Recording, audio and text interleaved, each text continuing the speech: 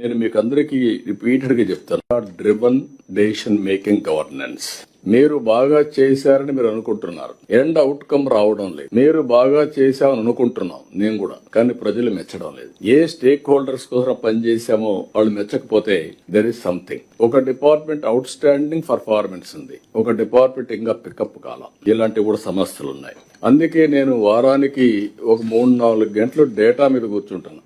ఆ డేటా మీద కూర్చున్నప్పుడు నాకు ఒక అవగాహన వచ్చేస్తా ఉంది. వచ్చినప్పుడు ఎక్కడ నేను ఫోకస్ చేయాలి, గవర్నమెంట్ ఫోకస్ చేయాలి.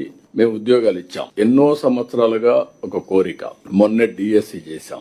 ఎన్ని పిటిషన్ రావాలనో అన్ని కంప్లైంట్స్ వచ్చి, రిట్లు వచ్చి, హైకోర్టు నుంచి సుప్రీంకోర్టు వరకు వస్తే 31 కేసులు ఫినిష్ చేసి నిన్న వాళ్ళకందరికి ఉద్యోగాలు ఇస్తే ఎంత హ్యాపీగా ఫీల్ అయ్యారంటే హిస్టారికల్ మీటింగ్ అనిపించింది. అంత మునుపు డిఎస్సి పెట్టాం, దానికి ఇదే అన్ని రిట్లేసి గందరగోళం చేస్తే అన్ని కూడా క్లియర్ చేపించాం. అక్కడికి వచ్చినప్పుడు డిప్యూటీ సీఎం గారు కూడా ఒక కానిస్టేబుల్, మీరు గుర్తుపెట్టుకోవాలి, మమ్మల్ని ఒక రిక్వెస్ట్ అడిగాడు. సార్ నాకు ఉద్యోగం వచ్చింది, హ్యాపీ, మా ఊరికి రోడ్ లేదు, ఆ రోడ్డు చేస్తానని అడిగాడు బాబురావు. నేను డిప్యూటీ సీఎం గారు అక్కడే ఉన్నారు కాబట్టి, పంచాయతీరాజ్ డిపార్ట్మెంట్ వారిదే కాబట్టి నేను చెప్పాను. వారు అక్కడి నుంచి డిపార్ట్మెంట్ కి మెసేజ్ ఇచ్చి దానికి 3.9 crores కాస్ట్ అవుతుందని చెప్పి ఎస్టిమేట్స్ తీసుకొచ్చి మీటింగ్ లోనే అనౌన్స్ చేశాం.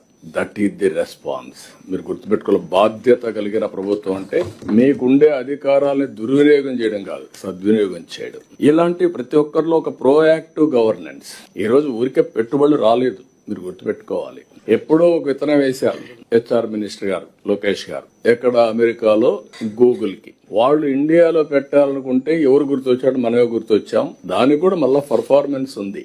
Green energy, cost effective energy, దానికి మనం దోహదం చేశాం. దోహదం చేసినప్పుడు వాళ్ళు ఆలోచించి ఫస్ట్ టైం రిఫార్మ్స్ వచ్చిన తర్వాత $15 బిలియన్ ఇన్వెస్ట్మెంట్ విశాఖపట్నానికి వచ్చిందంటే అది ఈ ప్రభుత్వం యొక్క పట్టుదల, చేసే పర్ఫార్మెన్స్.